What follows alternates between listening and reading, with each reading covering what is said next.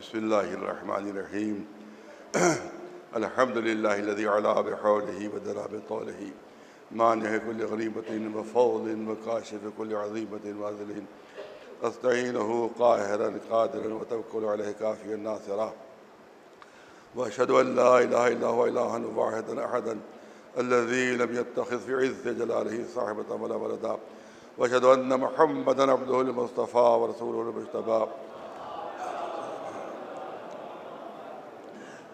Ursula لإنفاذ امرہ وبعثہ لإنہاء نذرہ وتقدیم نذرہ صلی اللہ علیہ وعلی اہل بیت الذین ہم موضع سرہ وعیبۃ علمہ ولجو امرہ لہم خصائص حق الولایہ وفیہم الوصیۃ والوراثہ اوصیکم عباد اللہ ونفسی بتقوی اللہ۔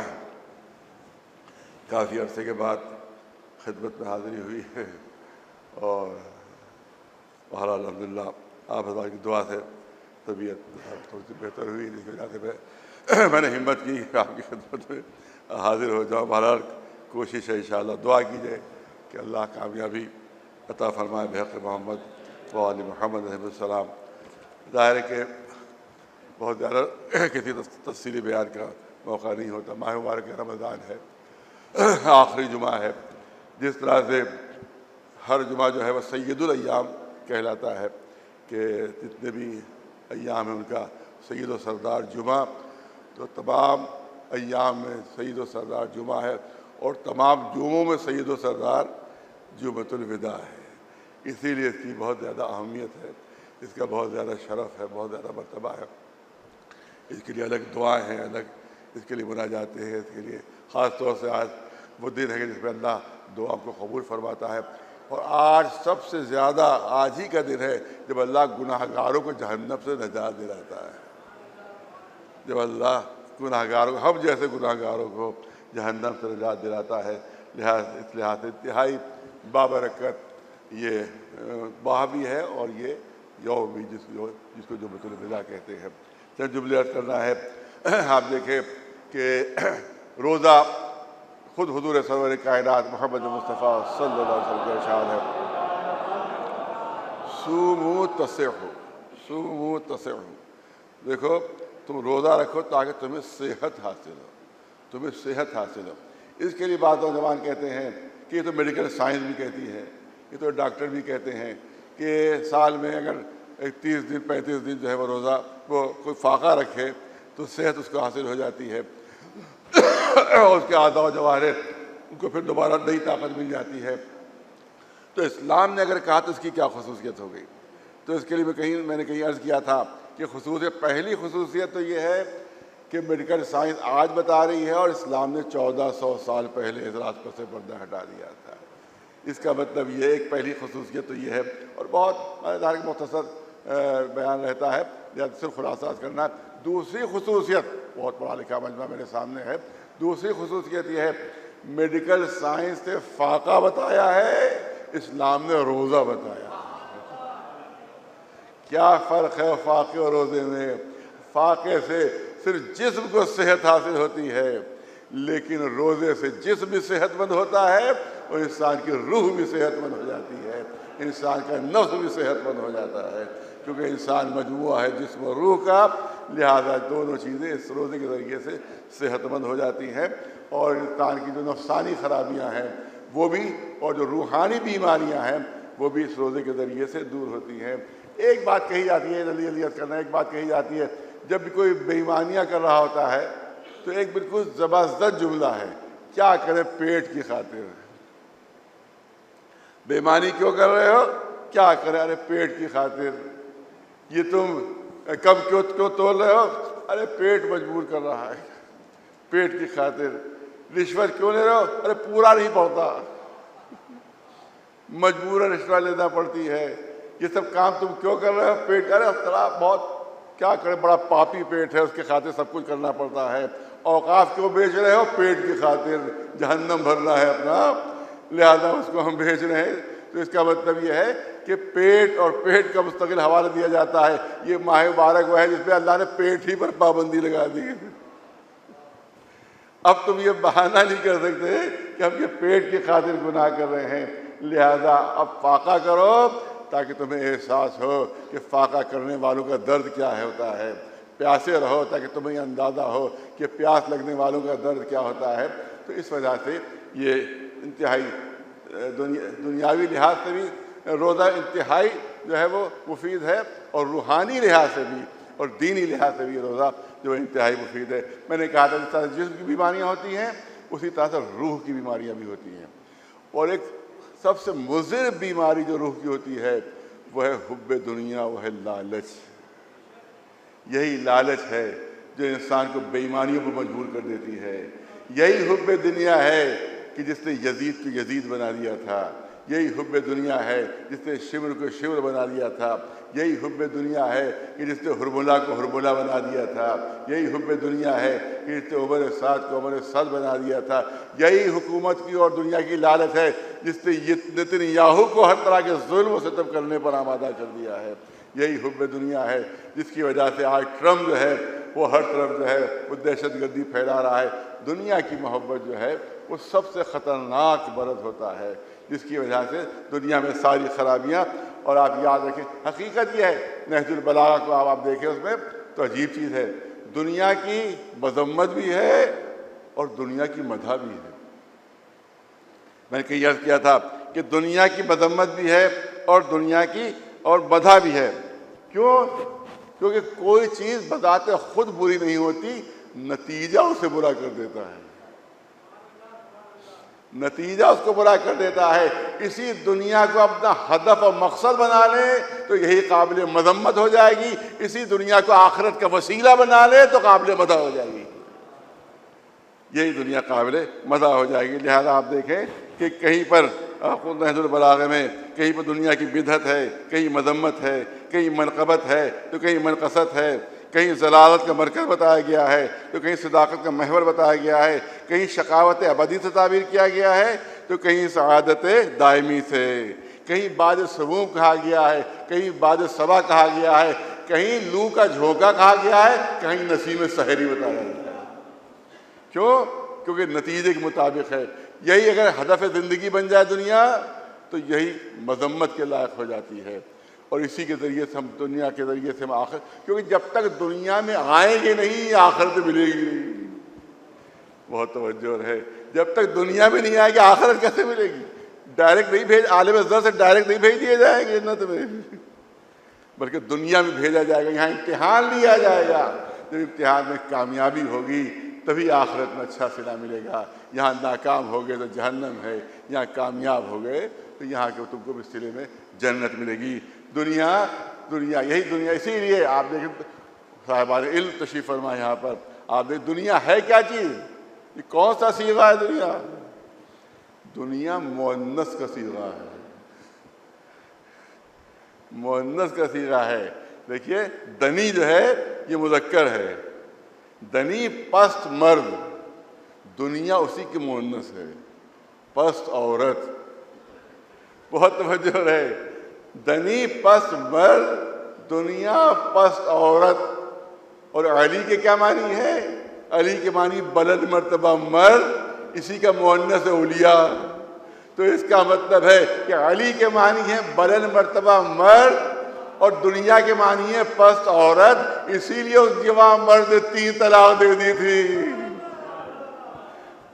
یا دنیا غری غیری انی طلقت کے ثلاثۃ لا رجت فیہا، ارے میں نے تجھ کو 3 طلاقیں دے دی ہے جس میں رجت نہیں ہے۔ صلوات بھیجے اللہ واسطے محمد و آل محمد۔ ظاہر میں نے کہا کم وقت ہوتا ہے جس میں آپ کے سامنے بات کرنا ہوتی ہے، سخت جملہ ضرور ہے، سخت بات ضرور ہے، کیا کیا جائے، میں اپنے لیے کہہ رہا ہوں، میں اپنے لیے کہہ رہا ہوں، آپ لوگوں کے لیے نہیں کہہ رہا ہوں۔ آپ دیکھیں کہیں وقتی طور پر ہم جاتے ہیں، زیارت کے لیے گئے کربلا معلیٰ، کیا وہاں مکان خریدتے ہیں یا مکان بنوانے کی کوشش کرتے ہیں؟ بھائی 15 دن رہنا ہے، کسی ہوٹل میں رہ لیے، کسی مسافر خانے میں رہ لیے۔ حج کے لیے گئے، کیا مکان بنواتے ہیں؟ مطلب نہیں، کیونکہ 15 20 دن 25 دن رہنا ہے، کسی جگہ بھی ٹھہر لیے۔ جہاں طویل مدت کے لیے رہنا ہوتا ہے وہاں کوشش ہوتی کہ مکان اچھا ہو۔ ارے توجہ چاہتا ہوں، جہاں طویل مدت کے لیے قیام کرنا ہوتا ہے وہاں کوشش ہے کہ مکان آرام دہ ہو، اندھیرا نہ ہو، وسیع ہو، اطمینان کا وہاں سامان ہو۔ آپ یاد رکھیں کہ یہاں وقتی طور پر ہمیں بھیجا گیا ہے۔ ہمیں کہاں سب سے زیادہ زندگی وقت گزارنا ہے؟ سب سے زیادہ وقت کہاں گزارنا ہے؟ دنیا کے مکان میں نہیں، قبر میں۔ سب سے زیادہ وقت قبر کے اندر گزارنا ہے۔ 10,000 سال پہلے جو جناب آدم کے زمانے میں مرے تھے آج بھی قبر میں آرام کر رہے ہیں۔ جو نوح کے زمانے میں مرے تھے آج بھی قبر میں ہیں۔ جو جناب ابراہیم کے زمانے میں آج بھی قبر میں ہیں۔ اور ہم کو بھی قبر میں جانا ہے، اور پتہ نہیں کتنے ہزار برس اس قبر کے اندر رہنا ہو۔ ارے دنیا کے چھوٹے سے وقت کے لیے تو سارا اہتمام کر رہے ہو، جہاں ہزاروں برس رہنا ہے اس گھر کے لیے کوئی اہتمام نہیں کہ وہاں بھی روشنی کا انتظام کچھ ہو جائے، وہاں بھی کچھ قبر میں وسیع ہو جائے۔ یاد رکھو روشنی کا انتظام ہوگا مگر قبر کے اوپر چراغ جلانے سے نہیں، قبر کے اندر چراغ جلے، وہ ہے اعمال کا چراغ، وہ ہے ایمان کا چراغ۔ ایک صلوات بھیجو محمد۔ وسعت، قبر کو بھی وسعت مل جائے گی اگر اعمال اچھے ہیں تو جنت کے دروازے کھل جائیں گے قبر میں، اور پوری جنت ہم کو دکھا دی جائے گی۔ جنت میں جو اچھے مومن ہیں قبر ہی سے جنت میں ٹہلتے رہیں گے، وہ وسیع ہو جائے گی۔ اگر ہمارا جیسا کوئی جہنمی ہے تو جہنم کے دروازے کھل جائیں گے اس کے لیے، اور قبر ہی میں وہ جہنم کا مزہ چکھتا رہے گا۔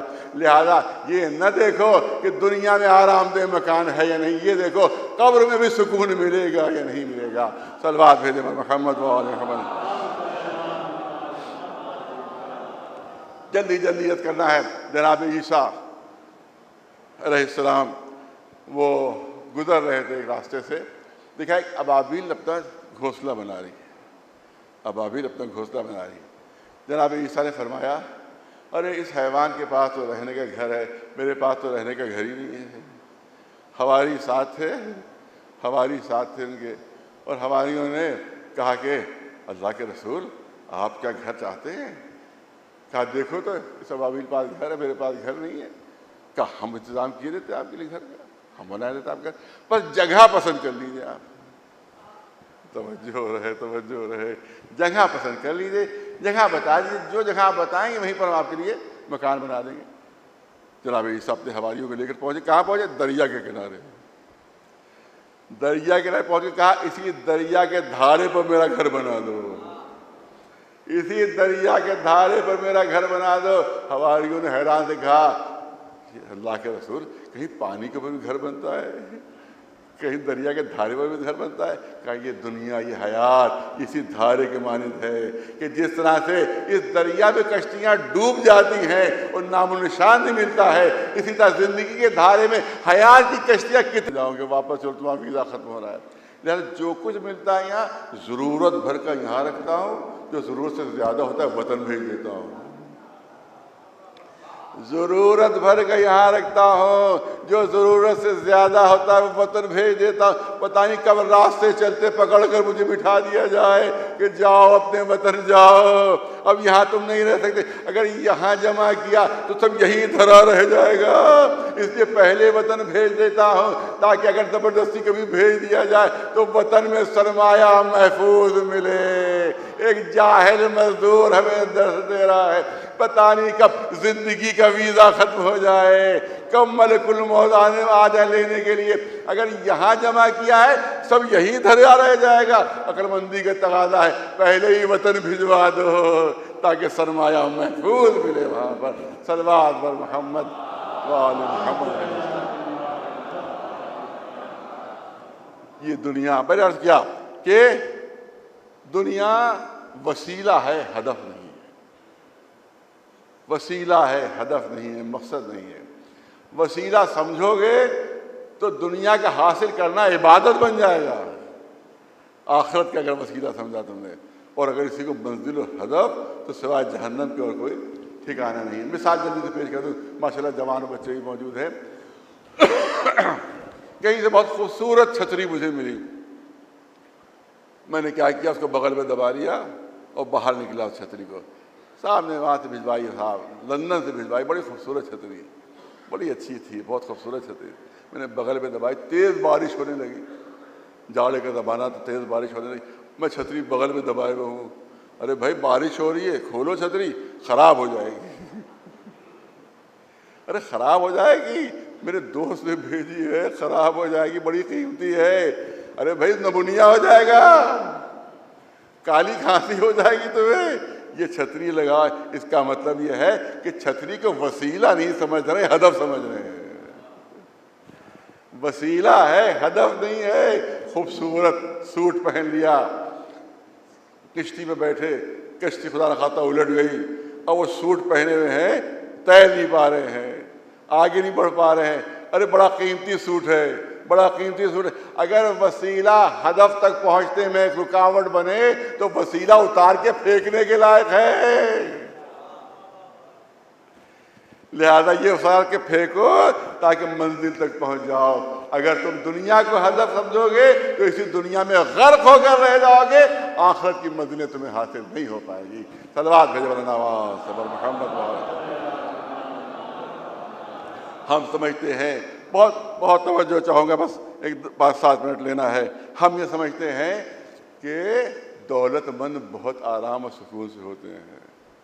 بہت بڑی غلط فہمی ہماری ہے، بہت بڑی غلط فہمی ہے. جتنی دولت بڑھتی جاتی ہے اتنا سکون ختم ہوتا جاتا ہے. مفلس کو تو ایک ہی غم ہوتا ہے مفلسی کا، مفلس کو تو ایک ہی غم ہوتا ہے مفلسی کا.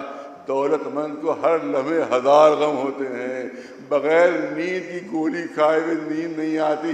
مزدور آرام سے سو رہا ہے، ہلکی سی چادر اوڑھے ہوئے. میں نے خود دیکھا ہے کہ جب میں اسٹیشن پر شدید ترین جاڑوں میں اترا ہوں تو میں نے دیکھا پتھریلی زمین کے اوپر مزدور ہلکی سی چادر اوڑھے ہوئے اطمینان سے سو رہا ہے. یہاں لحاظ پہ سردی لگ رہی تھی. سکون. اسی لیے حدیث قدسی موجود ہے، پوری توجہ چاہوں گا. حدیث بہت توجہ جہاں آواز آ رہی ہے. حدیث قدسی موجود ہے کہ جو چیز ہم نے دنیا میں پیدا ہی نہیں کی ہے وہ تم لوگ ڈھونڈا کرتے ہو. ارے توجہ چاہ رہا ہوں، حدیث قدسی میرا کلام نہیں ہے، اللہ کا کلام ہے کہ جو چیز ہم نے دنیا میں پیدا ہی نہیں کی وہ چیز ڈھونڈا کرتے. ہم نے سکون دنیا میں پیدا نہیں کیا، سکون آخرت کے لیے پیدا کیا ہے. تم سکون یہاں ڈھونڈا کرتے ہو، سکون یہاں نہیں ملے گا، سکون یہاں نہیں ملے گا. ایک صلوات بھیجو بڑا نواز بر محمد و آل محمد.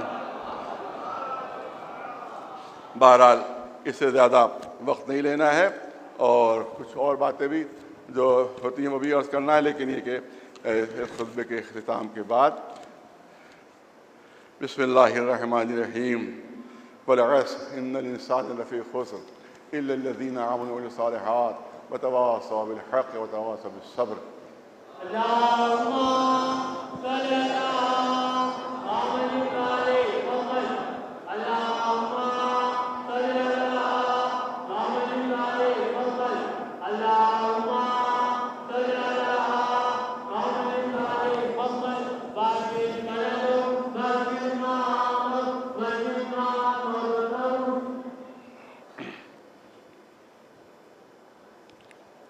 بسم اللہ الرحمن الرحیم.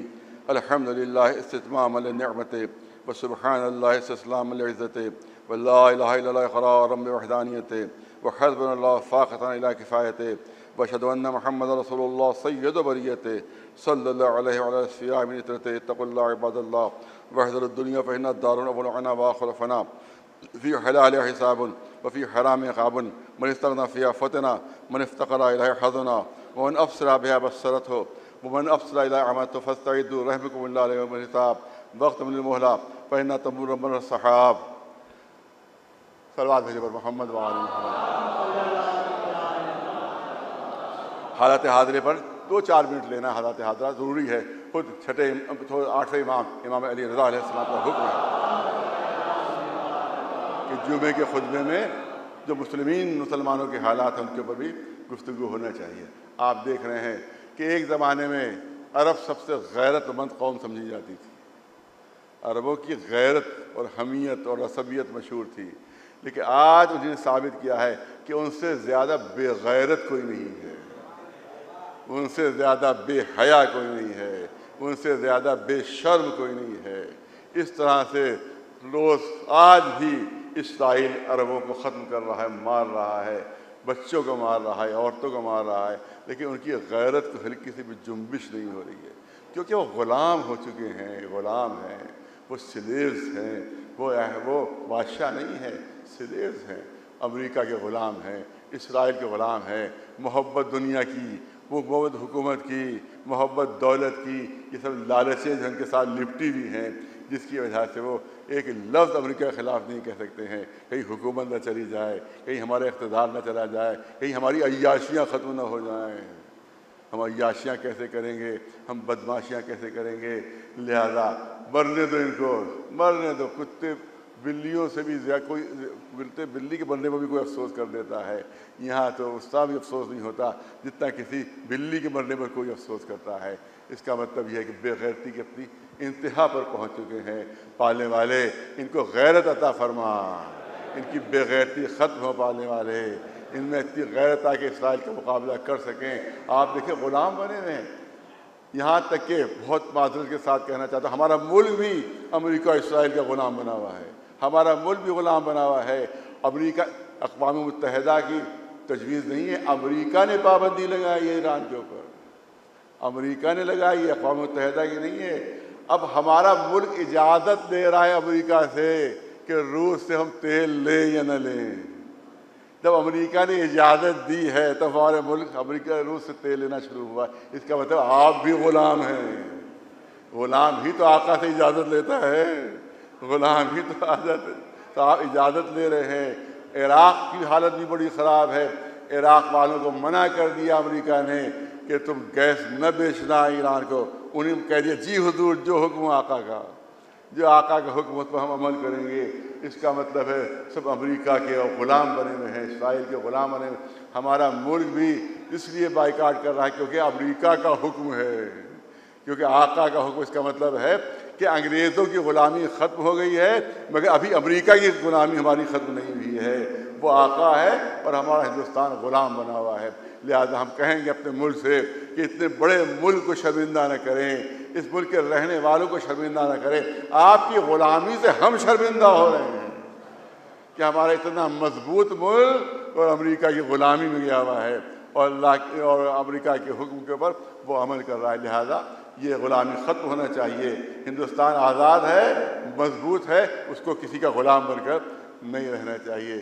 اسی طرح سے آپ دیکھیں یہاں کے اوپر بھی جو وقف بل آیا ہے، اس میں بھی میں نے برابر کا سب سے پہلے میرا ہی بیان آیا تھا کہ یہ وقف بل نہیں بلکہ سانپ کا بل ہے، اس میں صرف خرابیاں ہی خرابیاں ہیں۔ لیکن بہت سے مولانا ابھی تک خاموش ہیں، بہت سے مولوی ابھی تک زبان سے ایک لفظ نہیں نکلا ہے، بے غیرتی ان پر چھائی ہوئی ہے، بے حیائی ان کے اوپر چھائی ہوئی ہے۔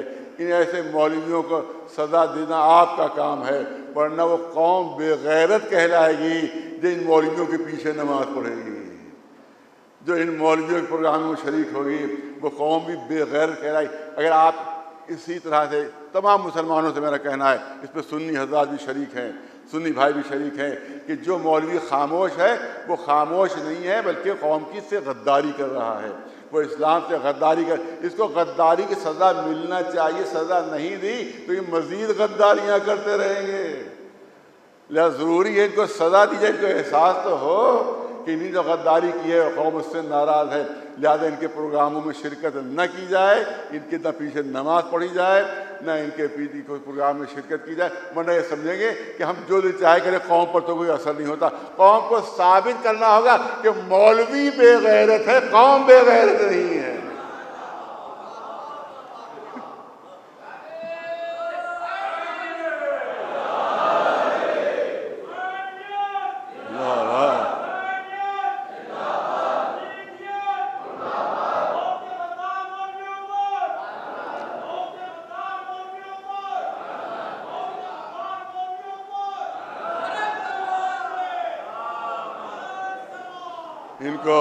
سزا قوم کی طرف سے ملنا چاہیے، ورنہ ان کی غداریوں میں اور اضافہ ہوتا چلا جائے گا کہ قوم پہ تو کوئی اثر ہوتا ہی نہیں ہے، تو قوم بے حس ہے، جو چاہے ہم کرے، قوم بے حس ہے، بالکل اس پہ کوئی اثر نہیں۔ آپ اگر ہاتھ چومتے رہیں گے تو اسی طرح غداریاں کرتے رہیں گے وہ، آپ ان کے پروگرام میں شرکت کرتے رہیں گے اسی طرح سے غداریاں کرتے رہیں گے وہ، لہٰذا ان کو سزا ملنا چاہیے۔ یہ قوم، میں نے کہا کہ قوم غیرت مند ہے، مولوی بے غیرت ہو سکتے، قوم بے غیرت، لہٰذا ان کا بائیکاٹ ہونا ضروری ہے۔ جو خاموش ہیں وہ بھی حمایتی ہیں گورنمنٹ کے، خاموش ہے تو حمایتی ہے۔ تو اس پہ کیونکہ یہ اگر پاس ہو گیا خدا نہ خواستہ تو 90% ہمارے اوقاف ختم ہو جائیں گے، 90% ختم ہو جائیں گے۔ مجھے دھوکہ دے کے ضروری ہے، کیونکہ مجھے بہت سے فون میرے پاس بھی آئے کہ آپ اس پروگرام میں کیوں چلے گئے، ٹائمس ناؤ بہت بڑا چینل اس کا پروگرام تھا، تو انہوں نے مجھے دھوکہ دیا تھا۔ میں دہلی میں تھا کسی کام سے، انہوں نے دھوکہ دیا، فون آیا، کہاں ہے آپ؟ میں نے کہا دہلی میں، کہ آئیے انٹرویو آپ کا لینا ہے، اور 2-4 جرنلسٹ ہوں گے، اس میں آپ اپنی جو رائے ہو اپنے ظاہر کر دیجیے گا۔ انٹرویو، میں نے کہا میں ڈیبیٹ پہ نہیں بیٹھتا ہوں، صاحب کہا ڈیبیٹ پہ نہیں بیٹھتا ہوں میں، کہ نہیں ڈیبیٹ نہیں ہے، بس آپ کا انٹرویو ہے۔ میں جب وہاں پہنچا تو کرسی بچھی ہوئی تو اس پہ بیٹھ گیا۔ میں نے سمجھا کہ اب جرنلسٹ آئیں گے تو 4 اخبار والے، اب وہاں ایک پنڈت آ گیا، ایک مولوی آ گیا، ایک کوئی خاتون آ گئی، اور ایک کوئی نقلی پروفیسر وہ آ گیا، اور کیا الٹی سیدھی وہاں پر ہانکنا شروع۔ اب مصیبت یہ تھی کہ اگر میں ہٹوں تو کہا جا مولوی بھاگ گیا، مولوی ہار کے بھاگ گیا۔ ہماری قوم کے لوگ کہنے لگتے ہیں، ایک جگہ بدتمیزی ہو رہی تھی تو میں نے سب ہٹا کے میں چلا گیا، تو ہماری قومی کے جو حاسد تھے، جو دشمن، کہنے ارے صاحب جواب نہیں دے پائے، بھاگ گئے۔ تو اب مجبوراً وہاں پر رکنا پڑا۔ مقصد یہ بھی تھا کہ کچھ ہی بات صحیح وہ پہنچ جائے پبلک تک، عوام تک کچھ ہی صحیح پہنچ جائے، جبکہ وہ لوگ چیخ رہے تھے اور مجھے بولنے نہیں دے رہے تھے، آواز میری دب جا رہی تھی، لیکن پھر بھی میں نے کوشش کی کوئی نہ کوئی صحیح بات پہنچ جائے۔ اللہ کا شکر ہے کہ اس انٹرویو کو لوگوں نے پسند کیا، کہ اس ایسے عالم میں کہ چاروں طرف سے لکڑ بگھے آپ کو گھیرے ہوئے تھے، اس میں بھی آپ نے ہمت کا ثبوت دیا۔ ایک صلوات میں محمد۔ اور ایک مولوی آیا، پتہ نہیں کیا الٹا سیدھا اشلوک پڑھنے لگا۔ ہم نے کس جانور کو پکڑ رہا ہے؟ اچھا وہ اب زبان سے نکل گیا، کس جانور کو؟ ارے دیکھیں جانور کہہ رہے، جانور۔ ارے بھائی ہم ان کو نہیں کہہ رہے، باہر 2-4 لوگ کھڑے تو نہیں کو کہہ رہا ہوں۔ ایک سلوات میں بائیکاٹ ضروری۔ تو اسی چیز جو آپ لوگوں کو بہکایا جاتا ہے، جو حاسد ہمارے جو بہکاتے ہیں، فلاں گورنمنٹ سے مل گئے، فلاں گورنمنٹ سے مل گئے، فلاں گورنمنٹ سے مل گئے، اس ممبر کی قسم ہے آپ کو، اس مسجد کی قسم ہے آپ کو، بتا دیجیے کوئی بھی ہاتھ اٹھا کر کوئی ذاتی فائدہ اٹھایا ہو۔ اتنا بڑا مجمع، یہاں تک ماشاءاللہ پورا صحن بھرا ہوا، پورا چبوترا بھرا ہوا، پورا امام باڑہ بھرا ہوا، آپ کو اجازت ہے، کوئی بھی کھڑے ہو کر کہہ سکتا ہے کوئی ذاتی فائدہ میں نے اٹھا لیا ہو کسی حکومت سے، کوئی ذاتی فائدہ سوائے قوم کے فائدے کی کبھی آج تک ذاتی بات کی ہی نہیں ہے۔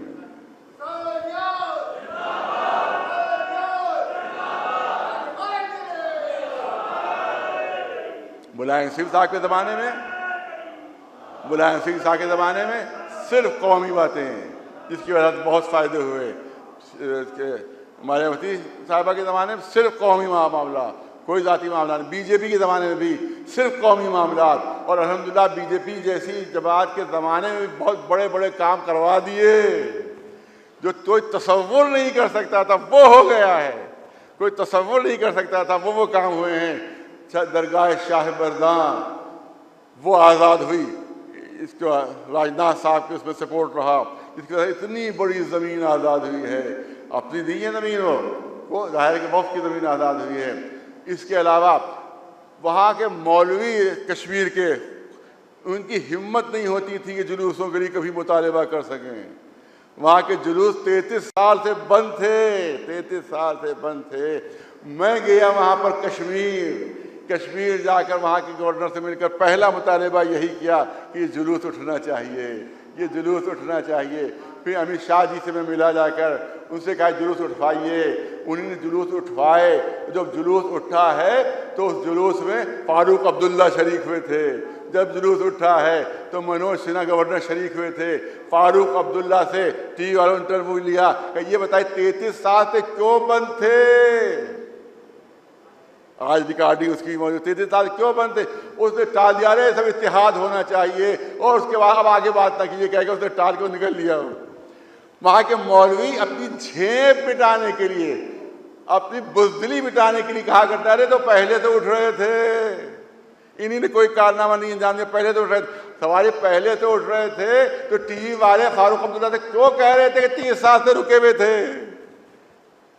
اس کا مطلب ہے فاروق عبداللہ کہنا چاہیے تھا رکے کہاں تھے، چل رہا رہے جاری تھے، لیکن اس کا جواب نہ دینا خود اس بات کی دلیل کہ رکے ہوئے تھے۔ بہت بڑا کارنامہ انجام دیا، یہاں تک کہ امت شاہ صاحب نے خود پارلیمنٹ میں کہا مسلمانوں کو دیکھے کہ ہم نے تمہارے جلوس کشمیر میں اٹھوائے ہیں۔ اور تیسرا کام جو بہت بڑا، کوئی شیعہ خواب نہیں دیکھ سکتا تھا، وہ پروفیسر عین الحسن صاحب کو آزاد، مولانا آزاد سینٹرل یونیورسٹی کے وائس چانسلر، شیعہ خواب میں نہیں سوچ سکتا تھا، خواب میں نہیں سوچ سکتا تھا وہاں کا وائس چانسلر بننا۔ لیکن میں گیا کرونا کے زمانے میں، بائی روڈ گیا تھا ناگپور، بھاگوت جی سے ملنے، ان کے سامنے مطالبہ رکھا، پھر امت شاہ صاحب کے سامنے پاس گیا، وہاں مطالبہ رکھا کہ انہوں نے ان کو پروفیسر بنایا۔ لیکن افسوس یہ ہوتا ہے کہ جس کے ساتھ وفا کرو وہ ہمیشہ بے وفا ثابت ہوتا ہے۔ یہی معاملہ وہاں بھی ہے اور یہی معاملہ ہر جگہ ہے۔ ایک صلوات محمد وآل محمد علیہ السلام۔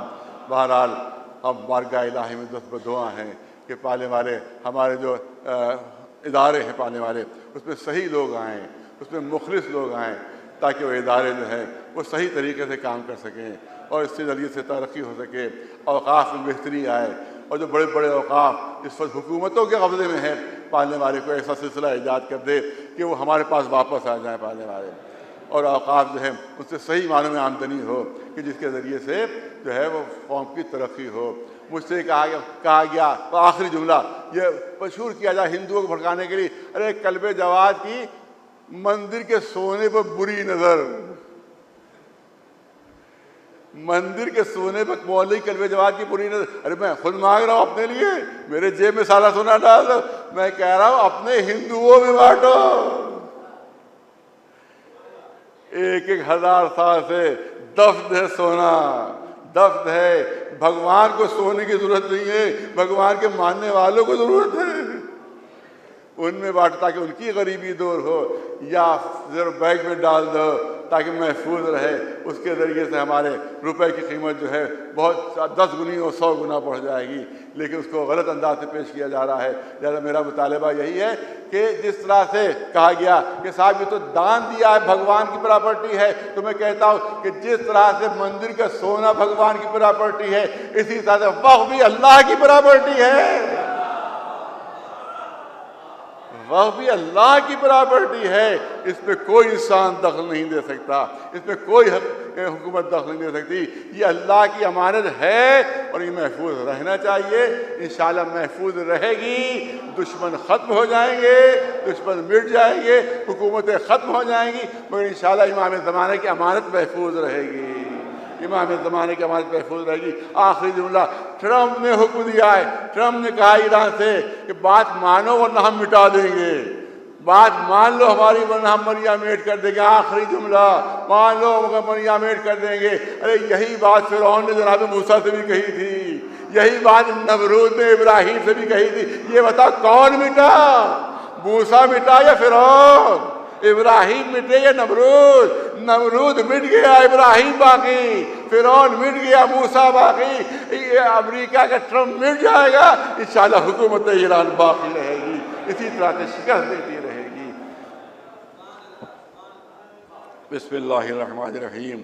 اللہم صلی علی سید المرسلین وشفیع المذنبین نبینا محمد صلی اللہ علیہ وآلہ وسلم وعلی امام المسلمین وقائد الغر المحجلین امیر المومنین علی بن ابی طالب علیہ السلام وعلی سید نساء العالمین فاطمہ بنت رسول اللہ وعلی الحسن المجتبی وحسنی شہید بکربلا وعلی ابن الحسین محمد بن علی وجعفر بن محمد وموسیٰ بن جعفر وعلی ابن موسیٰ محمد بن علی وعلی ابن محمد والحسن بن علیہ السلام۔ اللہم صلی علی مولانا صاحب الزمان الحجۃ قائم الحق المنتظر المہدی علیہ السلام۔ بسم اللہ الرحمن الرحیم۔ ان اللہ یامر بالعدل والاحسان وایتاء ذی القربی وینہی عن الفحشاء والمنکر والبغی یعظکم لعلکم تذکرون۔ جمعۃ الوداع کی دعا پڑھ لیجیے۔